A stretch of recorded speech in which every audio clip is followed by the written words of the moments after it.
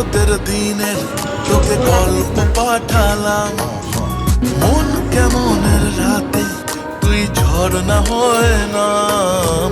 মন বলেছে আমার আজ সঙ্গে যাবে তোর।